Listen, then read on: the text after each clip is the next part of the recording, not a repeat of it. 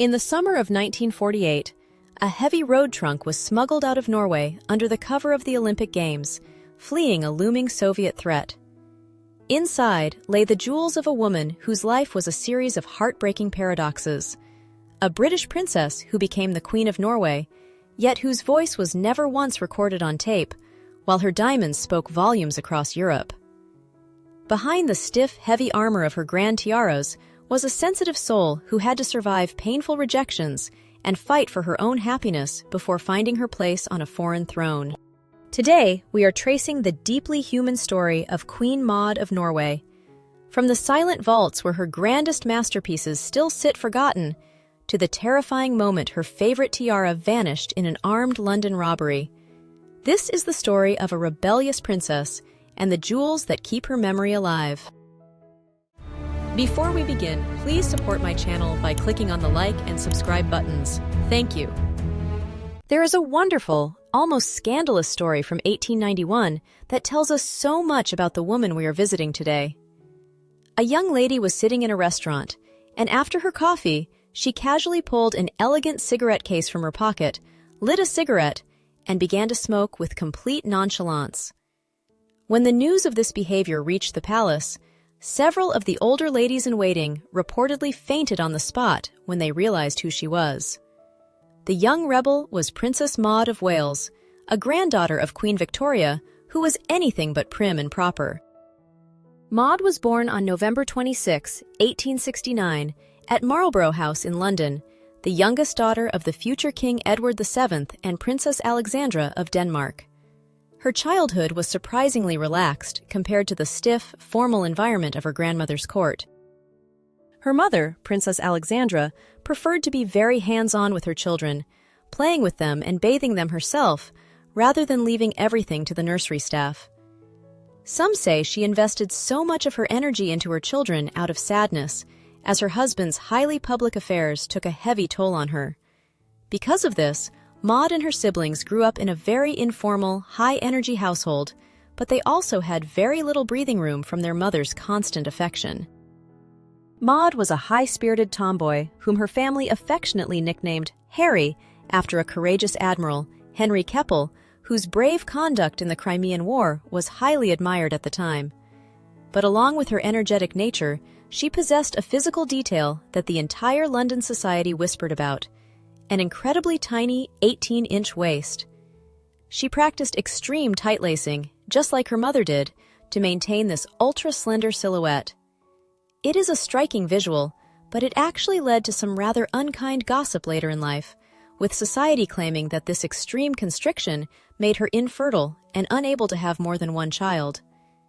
Personally, I find it fascinating how a woman's body could be subjected to such intense scrutiny and speculation. As Maud grew into her 20s, her mother's protective grip only tightened, making it difficult for her to find any independence or even a husband. But Maud did eventually fall deeply in love with her distant cousin, Prince Francis of Teck. He was far from a stable match. In fact, he was drowning in an obnoxious amount of gambling debts and struggled financially as a result. Yet, Maud was captivated and wrote him letters, making her feelings perfectly clear. But this act of vulnerability only set the stage for heartbreak. Prince Francis had a very strong will, simply did not return her romantic feelings, and completely ignored her advances. Maud was deeply stung by the rejection. We actually have her own words, written in a letter of complaint to Francis's sister, Mary of Teck. Maud wrote, "I wrote to F and he has never answered. When you write to him, tell him that it is extremely unfriendly. I am genuinely hurt." It must have been incredibly humiliating for a British princess to be ignored so publicly. And to make things even more complicated, Francis's sister Mary eventually married Maud's own brother, the future King George V. This meant Maud had to face a constant, lifelong reminder of the man who rejected her, as his sister was now a permanent part of her immediate family circle. But a heartbreak like that, as painful as it was, sometimes clears the way for an entirely unexpected turn of fate. While Maud remained single, her mother knew it was time to help her daughter bounce back from the rejection. And the suitor who finally stepped forward was someone she had known for years, a cousin she had once dismissed with a rather unflattering nickname. The suitor who finally stepped forward was her first cousin, Prince Carl of Denmark. He was 3 years her junior, deeply invested in his naval career, and she had actually known him since childhood.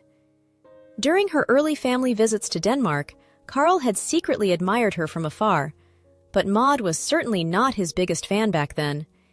In her childhood letters, she had quite bluntly written him off as daft. But as adulthood hit, her feelings began to change. Carl had grown into an exceptionally handsome young man, and the quality time they spent together in London was enough to warm her up to the idea of a match. It was during a cycling trip through Denmark in the autumn of 1895 that the mood between them truly shifted. When Carl finally plucked up the courage to propose, Maud accepted. Carl wrote to a friend, completely smitten, saying, "I proposed to my cousin Maud, and she was so sweet and charming and said yes.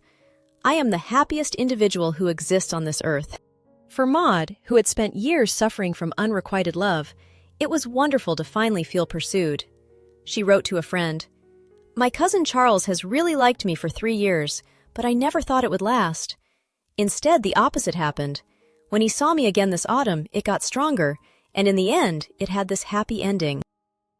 By October of 1895, their engagement was officially announced, and the entire British royal family sighed with relief.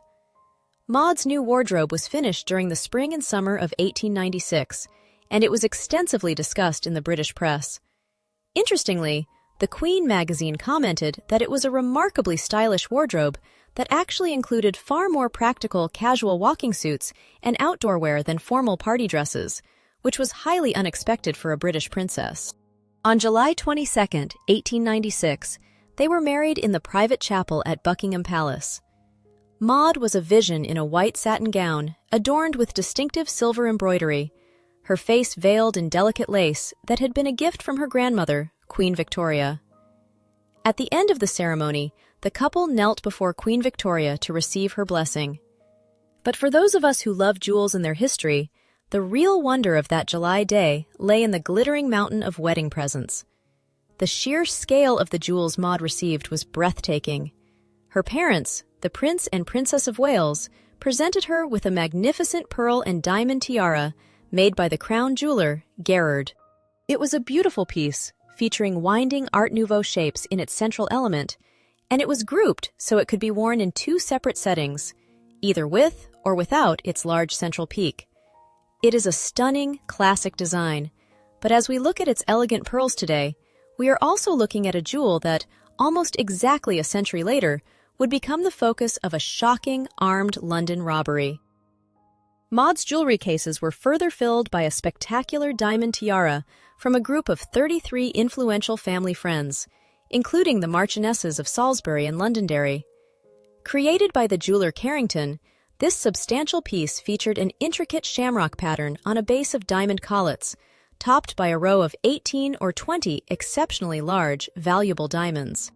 To make it even more versatile, Maud's siblings and siblings-in-law provided a set of alternative turquoise prongs that could swap out the top row of diamonds, allowing her to change the color of the piece entirely. It was a masterpiece of Victorian design, yet, like the pearl tiara, it was destined for a very quiet future, eventually vanishing from the public eye for decades. The Rothschild family also proved to be incredibly generous. Alfred, Leopold, and Marie de Rothschild presented Maud with the Vift tiara, a delicate fan-shaped diamond piece that could also be worn as a necklace, while Lord and Lady Rothschild gave her a beautiful diamond and pearl bow brooch. Along with these came a diamond and pearl ornament from the Drapers Company and a highly unusual ruby and diamond aigrette, which was actually a wedding gift from lady and gentleman friends. The clever design shared a single base that could hold either a pair of trembling diamond Mercury wings or a distinct set of rubies and diamonds shaped like flowers. Among all these treasures, there was also a magnificent gift from the royal warrant holders of England. It was a massive diamond and pearl necklace, convertible into a coronet, designed to catch the light with every movement. It was a piece fit for a future queen, but around this necklace lies a dark historical riddle that we will return to a bit later. Following their glittering wedding, the newlyweds began their married life not in Denmark, but in England. As a wedding surprise, Maud's father had given them Appleton House, a lovely country home nestled within the Sandringham estate. Maud was so completely under the spell of this house and so reluctant to leave her beloved homeland that the couple remained there for a full 5 months after their marriage. Even after they finally established their official residence near Copenhagen, Maud packed her bags and returned to Appleton House every single autumn, simply unable to face the harsh, cold Danish winters. Maud's active life at Appleton was legendary. Writing in a letter on August 20th, 1896, she enthusiastically told a friend, "Every day we cycle a lot before dinner and come back quite late. We live a wonderful life and do exactly what we want." She loved being outdoors, whether cycling through Norfolk or skating on the Sandringham ponds when they froze in the winter. It was in England that Maud, at 34, gave birth to her only child, Prince Alexander, on July 2, 1903. Because of her famously tiny 18-inch waist and the 7-year wait for a baby, society had gossiped relentlessly that she was infertile. You might occasionally run into some highly unusual rumors regarding her pregnancy. In fact, at the beginning of this year, an article appeared in the Daily Mail suggesting a secret sperm donor theory. However, the subsequent debunking of these claims is incredibly convincing. In truth, conceiving a first child after several years of marriage is simply a normal, natural part of life. But regardless of what gossips whispered then, or what some write today, the simple fact of this baby's birth would soon completely change the map of Northern Europe. In 1905, the political union between Sweden and Norway dissolved, and Norway offered the throne to Karl, largely because Maud's British connections and the presence of a healthy young male heir secured the succession. He took the Old Norse name of Håkon VII, renamed their 2-year-old son Olav, and Maud suddenly found herself a queen. She was completely shocked by this abrupt turn of events. In a private letter written around that time, she shared her utter bewilderment with her loved ones, writing, "Behold, I am a queen! Who would have thought it? And I am the very last person to be stuck on a throne. I am actually getting accustomed to be called Your Majesty, and yet often pinch myself to feel if I am not dreaming." Maud was suddenly the queen of a rugged, snowy country she had never fully regarded as home, trying to arrange her new rooms in Oslo while adjusting to her grand new title. But the cozy, quiet days of privacy she had cherished in England were now behind her. To cement their new dynasty, this quiet and deeply shy princess would soon be required to stand before an entire nation, draped in monumental luxury, at their solemn coronation in the ancient cathedral of Trondheim on June 22, 1906. The eyes of the nation were on Nidaros Cathedral in Trondheim for the solemn coronation of the new king and queen. For this historic day, Maud chose to wear that magnificent wedding gift from the royal warrant holders of England, the convertible pearl and diamond necklace, styled as a glittering coronet. It was a breathtaking, regal sight. But this is where one of the most intriguing mysteries of the Norwegian vaults begins. Although Maud wore the spectacular necklace as a coronet again shortly after the coronation, the piece soon vanished from public view. It was never worn by any other member of the royal family. In fact, the prominent historian Trond Noran Isaksen has noted that Princess Astrid herself admitted she had never once seen the piece. While a replica with fake stones was eventually created for an exhibition of her coronation gown, the original jewel was likely dismantled to create other, smaller pieces. Despite the grand image she presented at her coronation, Maud became known to her public as a deeply reserved figure, often called her royal shyness. Her voice was never once recorded on tape, and she never delivered a public speech in her life. But this quiet exterior masked an incredibly warm, vivacious, and active woman. Maud threw herself into the rugged Norwegian lifestyle, quickly falling in love with the winter landscape. She celebrated her 36th birthday on November 26, 1905, with a grand dinner hosted by Prime Minister Christian Michelsen in his private home, and was soon introduced to skiing by Eva and Fridtjof Nansen. Maud skied once or even twice a day, whenever the weather permitted, especially during the winters she spent at Kongseteren, the royal lodge gifted in 1910.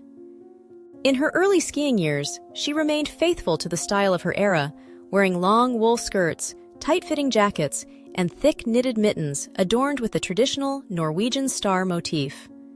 She was also deeply determined to support her new home. In December of 1905, she did all her Christmas shopping with Norwegian merchants and purchased a beautiful brown fur jacket with gold details from the Oslo furrier Pelsbacker, writing happily that Norwegian fur was of a superior quality and far less expensive than what she was used to in London. I love this next little detail. Despite her high title, this quiet queen was often seen walking around town, doing her own shopping. Her British royal relatives, accustomed to the rigid boundaries of court life, were absolutely astounded by her casual, independent lifestyle. When the First World War broke out, Maud was caught in a painful position. Norway remained neutral, while her beloved native Britain was locked in a devastating conflict. She was unable to visit England or her cherished Appleton house, and protocol demanded her absolute silence. But she didn't remain idle. She established the Queen's Relief Committee to provide aid to those suffering from the war's fallout. She also quietly supported highly progressive projects, including a home for unwed mothers, and designed furniture to benefit children's charity exhibitions. But while she was busy building a new life in Oslo, she never lost her deep connection to her British family, and a sudden loss in 1925 would soon bring a magnificent wave of historic British diamonds into the Norwegian vaults. In November of 1925, Maud's mother, Queen Alexandra, passed away. She left no formal will, but she had carefully left notes in her photographic jewelry inventory indicating who should receive her most important pieces. Because of this, Maud inherited several of her mother's most magnificent signature jewels. Among them was the Maltese cross circlet. It had been made for Alexandra by Gerard in 1910 as a lighter, more comfortable alternative to the heavy George IV state diadem. Originally, it was a spectacular piece with 4 Maltese crosses, alternating with 4 fleur-de-lis, and it was even designed to hold the famous Cullinan 6 diamond in the front. By the time Maud received it, the Cullinan 6 had been permanently removed by the British family, and Maud immediately made a major change of her own. She ordered Gerard to strip away the fleur-de-lis. Decades later, her granddaughter, Princess Astrid, confirmed that Maud did this on purpose, simply because she did not want the piece to look too British when she wore it in Norway. Maud also inherited a gorgeous, Indian-inspired turquoise circlet, which her father had given to her mother for her 58th birthday in 1902. And, perhaps most personal of all, she received a beautiful choker of intersecting diamond links on a black velvet band. There is a wonderful piece of family history behind this velvet choker. Alexandra had popularized the high-necked, dog-collar style of jewelry entirely to hide a small scar on her neck, and Maud happily adopted the trend, developing a lifelong love for tight chokers and pearl dog collars herself. Interestingly, although we often see portraits of Maud wearing various chokers, no photographs of her wearing this specific one of Alexandra's have ever been found. Maud chose her mother's modified Maltese cross circlet for a highly emotional occasion in May 1937, the coronation of her nephew, King George VI, at Westminster Abbey. During the ceremony, Maud sat in the royal pew next to her sister-in-law, Queen Mary. It is incredible to think that decades earlier, Maud had poured her heart out to Mary in private, emotional letters when neither of them was a queen. But now, they sat side by side as majestic, high-ranking figures, their diamonds sparkling in the historic light of the Abbey. It would be Maud's very last public appearance in her homeland. In the autumn of 1938, Maud packed up nearly all her precious jewels and traveled back to England, returning once again to her beloved homeland for her regular seasonal visit.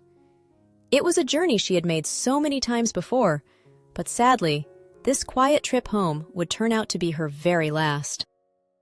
During her visit, Maud stayed first at Sandringham and then moved into a London hotel. It was there that she suddenly became ill with severe abdominal pain and was admitted to a private nursing home.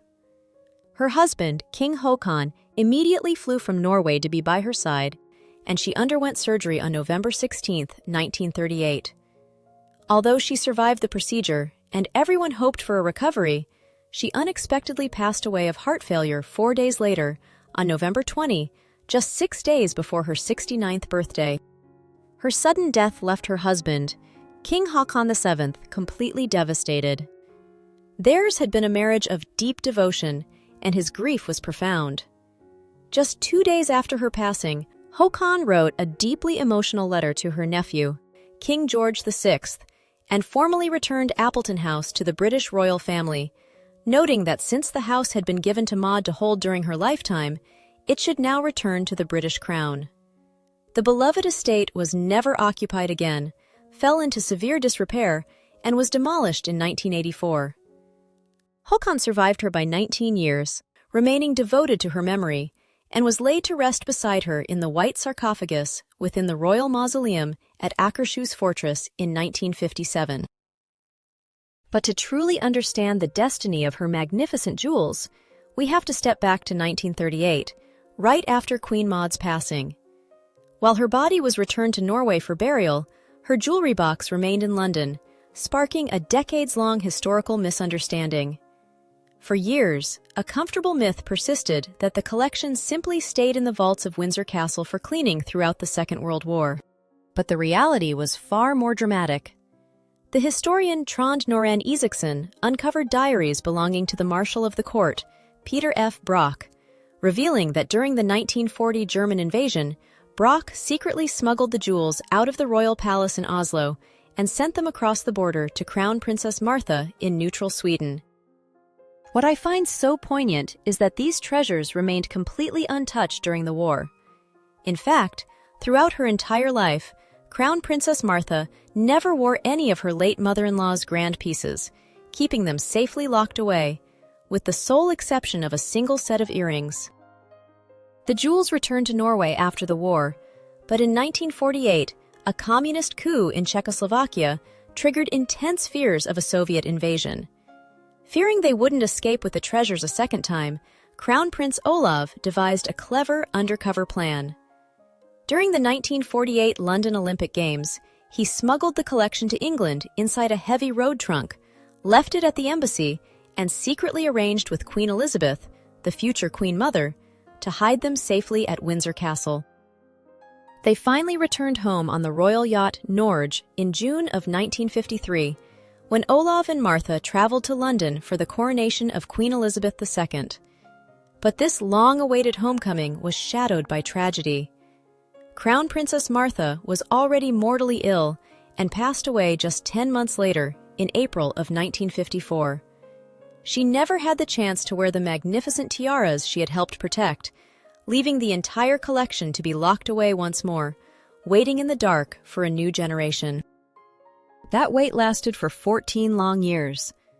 Following the tragic death of Crown Princess Martha, her 3 children made a pact. They decided not to divide their grandmother's jewelry box until their brother, the future King Harald, finally married. That day came in the autumn of 1968, when Harald married a commoner, Sonja Haraldsson, paving the way for the great division of Queen Maud's spectacular legacy.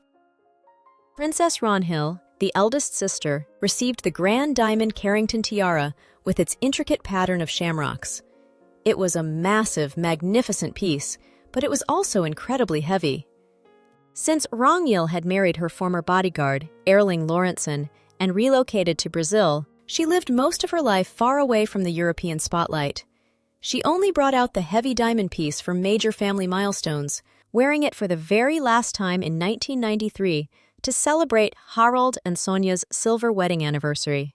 Some years before her death in 2012, realizing she would no longer attend grand white tie events, Ragnhild returned the Carrington tiara to her brother the king. Yet, despite being back in the royal vaults for over a decade, Harald has never made it available to Queen Sonja, Crown Princess Mette-Marit, or any other lady in the family.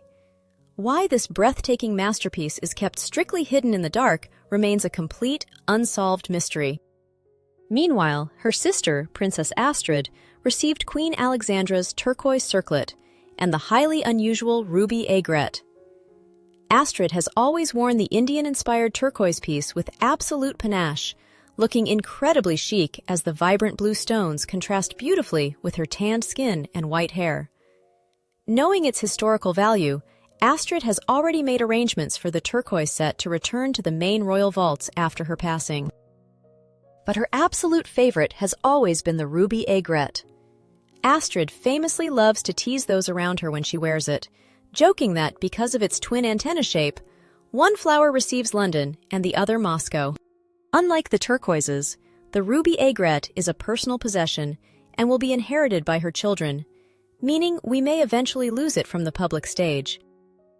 But Astrid has already ensured that other historic ties remain secure. She wore a beautiful cameo bangle set with the badge of the Royal Order of Victoria and Albert, a direct link to her British great-great-grandparents, which she has now passed on to her great-niece, Princess Ingrid Alexandra. It is a lovely way of connecting Victorian England directly with the future of the Norwegian monarchy. But while Astrid's treasures have traveled a relatively peaceful path, the pieces inherited by King Harald's line were about to face a shocking crime and a spectacular modern revival. In February of 1995, a devastating blow was dealt to Maud's legacy. Her beloved pearl and diamond tiara was sent to Gerrard in London for a routine restoration. But while it was there, armed robbers, one disguised as a policeman, broke into the workshop, bound the guards, and fled with the jewelry. The original Victorian masterpiece, valued at £200,000, was lost forever. To save their reputation, Gerrard created an exact replica of the stolen piece entirely at their own expense.